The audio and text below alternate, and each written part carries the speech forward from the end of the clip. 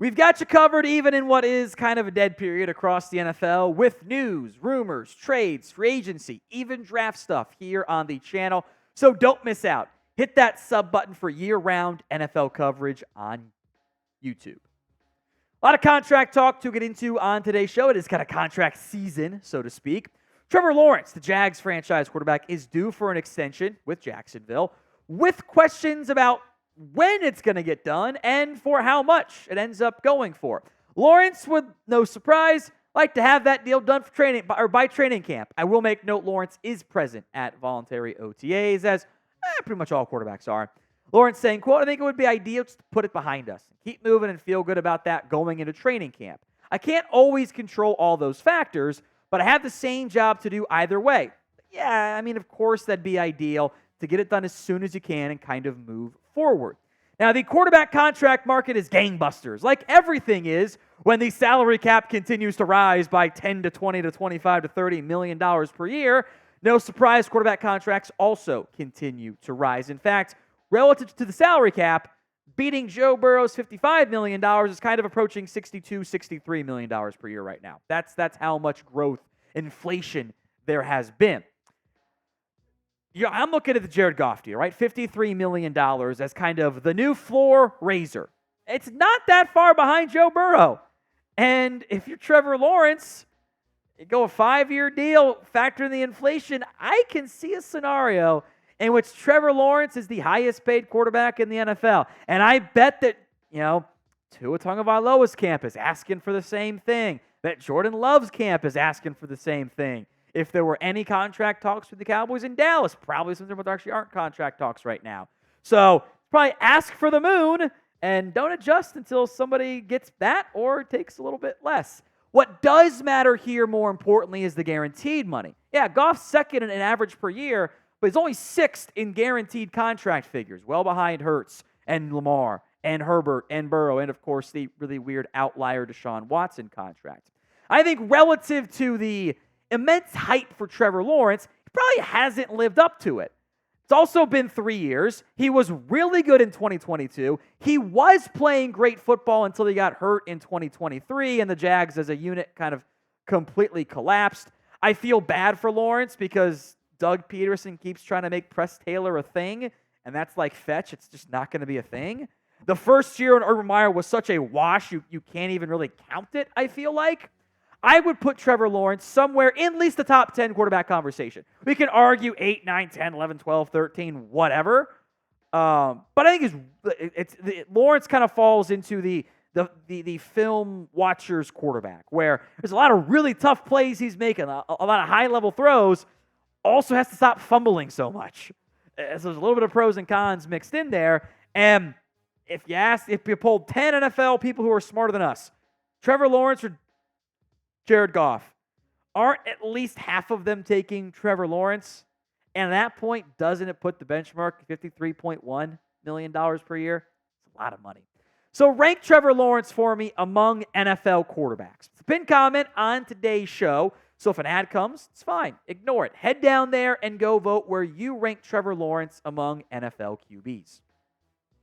With Brandon Aiyuk also absent from mandatory minicamp, the next receiver who's probably in line to get paid is CeeDee Lamb. He is not reported to Cowboys mandatory minicamp. That makes him officially a holdout, as he looks to get something near the Justin Jefferson contract. It might not beat out the Jefferson deal, which is $35 million. And unlike some of these other contracts, the Tyreek Hill deal to an extent, the A.J. Brown, Amon-Ra St. Brown deal, the Justin Jefferson deal is not fake. There's not a bunch of backloaded money kind of tied into the back end of it there. It's a legit $35 million per year with a massive jump in the guaranteed money. Significantly more than A.J. Brown, who's Jefferson gets $110 million guaranteed. Brown gets $84. The previous high entering this offseason was $75 million guaranteed. The range, I think, is pretty clear for CeeDee Lamb, both guaranteed-wise and AP and average per year. He's going to get more than A.J. Brown. It's a matter of does he get just less or just more than Justin Jefferson. Lamb played incredible football last year. In many ways, he and Dak were the only reasons the Cowboys offense moved the ball, period. Flashes from Jake Ferguson in a good way, the occasional Brandon Cooks play. Ground game was really bad in Dallas. Lamb had 1,749 yards. He's gotten better each and every single season.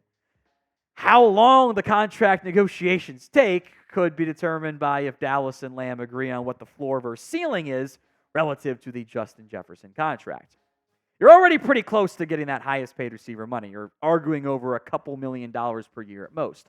So would you make CeeDee Lamb the highest paid wide receiver ever? Y for yes, N for no. Other big angle here to consider is the average per year in terms of non-quarterbacks. Not an accident Justin Jefferson got more than Nick Bosa. Same agent, by the way. Now, Jefferson did not get the same guaranteed money. Bosa's deal not quite as long, by the way, which does factor into some of the guaranteed structures there. But that's $110 million. Big, big money. These top-end offense, Lemon Penei Sewell kind of pushing that market. Maybe Rashawn Slater gets in there soon, too. These receivers, by the way, Myles Garrett's due for a new deal in like a year and a half, by the way. They're going to continue to rise that floor because that's how the salary cap works when it continues to skyrocket each year. Today's show is made possible by Prize Picks. With Prize Picks, you can turn $10 into $1,000 in a single game watching your favorite sport this summer. They are America's #1 fantasy sports app with over 5 million active members. You can get in on the daily action with your friends and become part of the Prize Picks community today. The finals mean more on Prize Picks, and so do star players. You get boosted payouts on select basketball stars you won't find anywhere else, both for men's and women's. You can find some boosted payouts on baseball players as well. Here is my NBA final Prize Picks slate. I've got the free square, if you will, from Prize Picks on Jason Tatum, a half point. It's just going to happen. Kyrie Irving, more than 24 points. Make a revenge game back in Boston. And I like the way Derek Lively, the second's been playing. I think it's shaky-ish with Kristaps coming back from injury.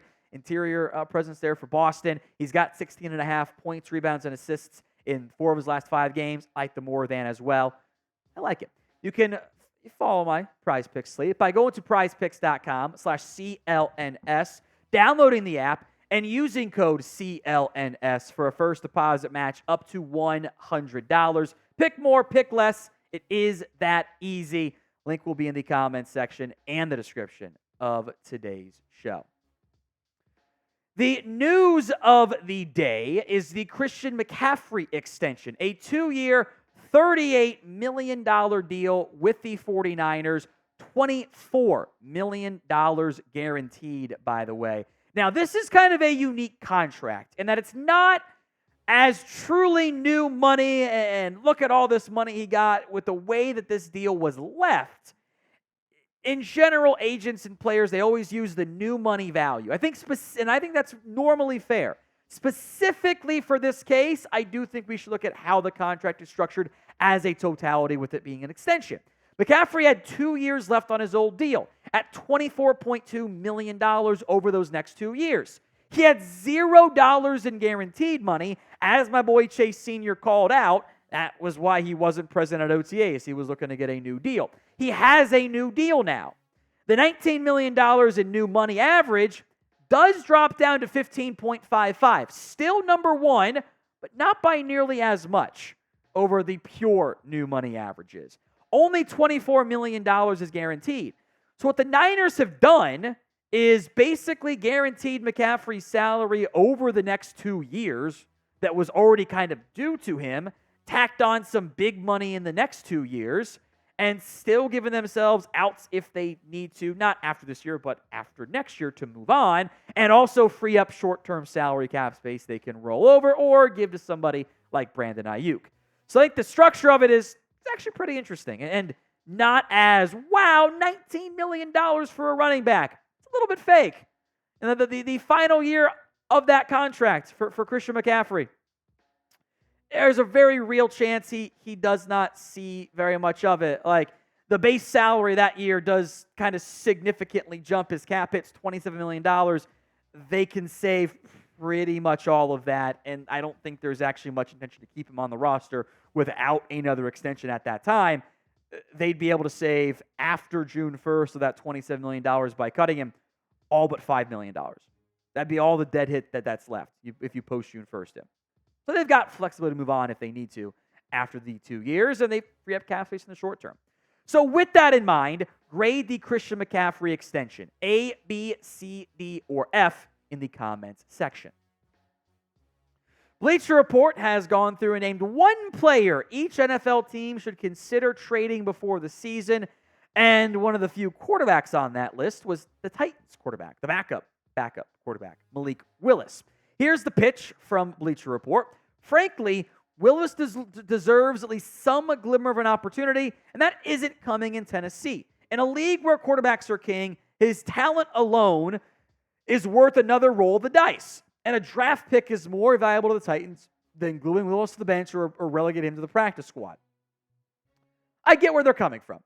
I would also say, where is that opportunity coming? I honestly don't know.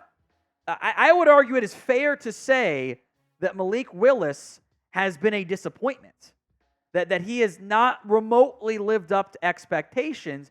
I don't think he's played well enough over the course of his NFL career, and I think some of the developmental lack of growth we've seen is very concerning.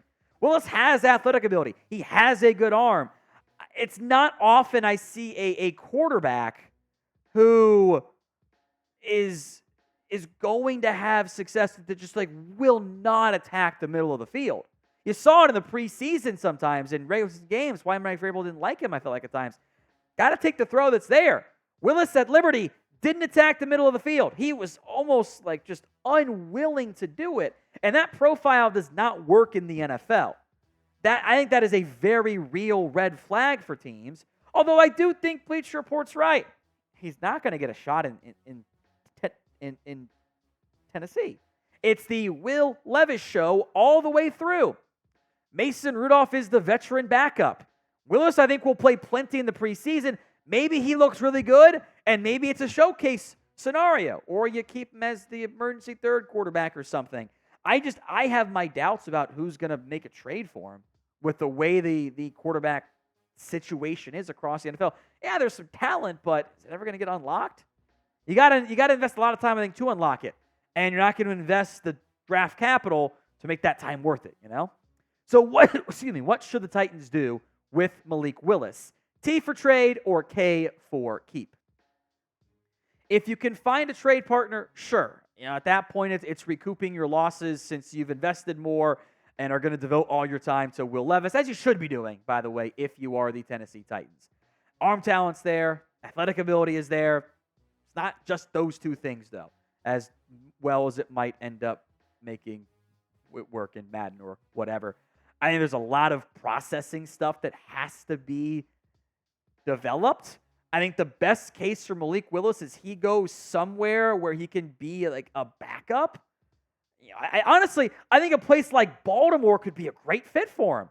Fits behind Lamar Jackson, can be a mobile quarterback as a backup, but you would want to go somewhere where the veteran presence is established and you get time to kind of be brought along and developed. But if you're flipping, let's say it's a 5th or a 6th round pick. If that doesn't happen quickly, the regime did not invest that much in you. To an extent, I think that's why Daniel Jones has lasted as long as he did in the NFL. It's allowed him to kind of hang around because that was a first-round pick, so that was a big contract investment. DJ was a 6th-round pick. He wouldn't have had the same chances. Similar with Desmond Ridder, same class, by the way, got moved on from. Arizona could have been a decent fit, by the way, for Willis too, to learn behind Kyler Murray and grow. I just don't know what team that would potentially be.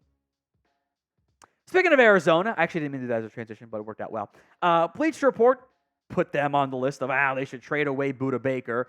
Baker, meanwhile, says he'd like to stay in Arizona for at least as long as possible.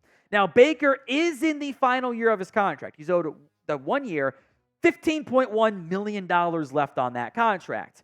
I don't think any team wants to trade for that right now without Arizona eating some of it, or maybe come deadline time it becomes more palatable. Here's the pitch from Bleacher Report, then we'll break down what Baker had to say. Arizona may have to eat some of his salary, but a contender hit by an injury in camp might be willing to part with the day 2 pick in 2025 to get Baker this summer. That's as well as the Cardinals would do with the comp selection. So if that offer comes, Monty Ossenfort has to seriously consider it. Me being here, and this is what Baker said, by the way, recently at OTAs, et cetera, for Arizona. Me being here 7 years is year 8. Of course you would love to be on a football team that drafted you too. I know it's not the same GM or it's not the same head coach, but I understand if I continue to do my job at a high level, this is our 4th coaching staff, and I'm still on the team. It shows the type of character I have and what kind of work ethic I put onto the field no matter what. Baker's numbers did dip last year. Now, injuries were a big part of that. As he continues to age, maybe you're not going to get that, closer to prime 2020 campaign version of Budda Baker. He's still a good safety, though.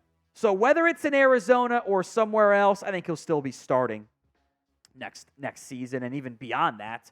I think he'll be one of the more potentially intriguing, if he doesn't get an extension done in the near future, players available next offseason.